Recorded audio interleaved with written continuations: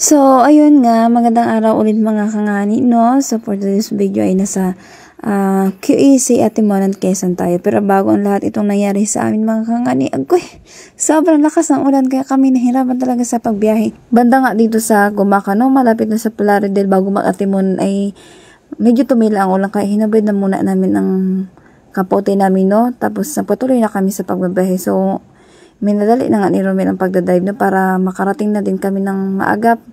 So, yung iba mga kangani, no, hindi na talaga namin na videohan kay malakas nga ni ang ulan, no?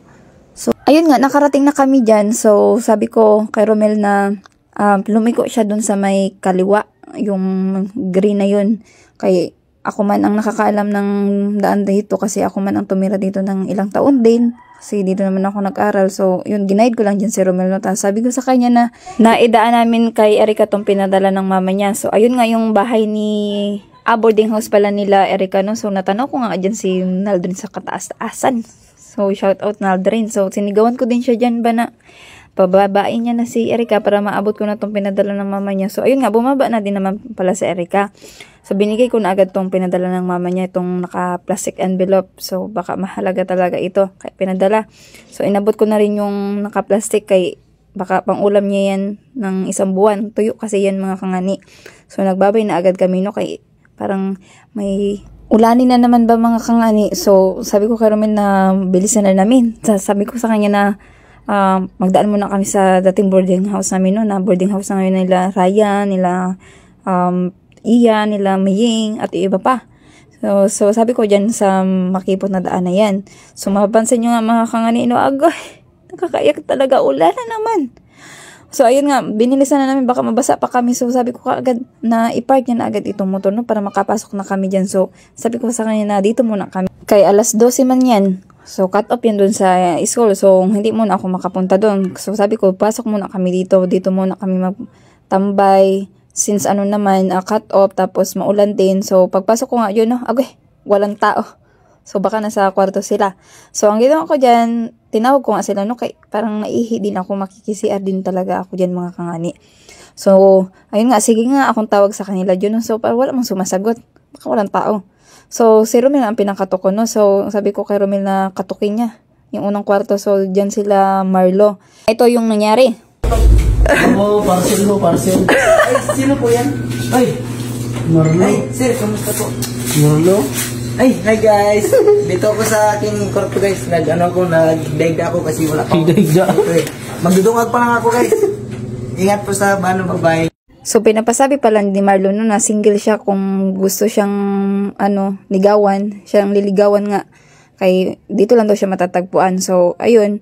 Pinasok talaga lahat ni Romel lahat ng kwarto. No? So, ito si Efren dito sa dulong kwarto. So, shout out Efren. So, tapos sabi ko lahatin niya na talaga.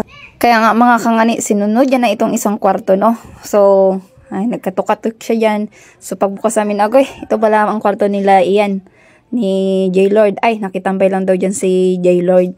So, hinanap po din nga si Maying. Sabi ko, asan man si Maying? Kaya nawawala man siya dyan. Iba man ang nakahiga sa higaan niya. So, ayun pala mga kangani. Agoy, nagkapi man pala sa gidli ito siya. So, kung mapansin niyo mga taga-bilya lang mga naka-board dito. So, yan, si Maying, taga Puro 4. Tapos, si Ian, yan, si Ian ay kapitbahay ko lang yan. So, ito, taga Purok 5 din, Kapurok. So, ayun nga, kinamusta namin sila dyan, kung kamusta na ang kanilang kinabuhi, kanilang buhay-buhay. So, si Ian bumaba, no? So, lumabas sila dyan sa sala. Tapos, nagkwentuhan lang kami dyan, na may kunting tawanan. So, pagkatapos namin magkwentuhan, isip namin mag-TikTok.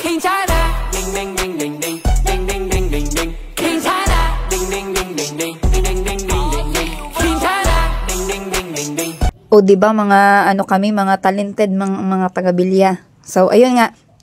Pagkatapos nga namin noon, mag-usap-usap noon, nagpunta na ako dito sa school. Tapos kinuha ko na yung dapat kong kunin diyan, no. So pagkatapos yun, igala ko kayo dito yung building ng QEC. So ito yung nila, yung main new building to. Tapos ito yung extension. Basta ito yung yung ibang building nila. So, ayan, makita ko nga dito yung mga nakapasa nung September, no? Ayan, no? Andyan yung mga kaibigan ko. So, So, ayun nga, bumalik kami sa boarding house.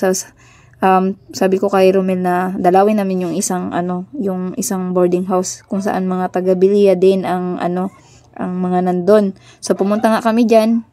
Ito lang yung kanina na boarding house, no? So, grabe ng mga hagdan dito. Ay, nakakapagod. Lalo ako mamayad dito. So, inakit nga namin. So, anong problema? Hindi namin alam kung saan kanilang kwarto. Pero, natandaan naman namin yung chinelas ni Erica. So, hinanap lang namin, no? So, umakit kami hanggang second floor. Ito namang si Romel mga kangani, agay, nag-isip bata man, nagpusil-pusilin man yun siya sa paghahanap lang ng kwarto. So, ayun nga, piningan namin mahanap na, so umakit talaga kami yan sa pinakadulo. So, si Romel nakarating yan sa pinakataas. So, napansin namin, so, sampayan man siguro ito, so bumaba siya, no? So, bumaba na din ako, so, yan, si Romel nagpapatuloy sa paglaro-laro niya dyan, sa pusil-pusilan niya dyan.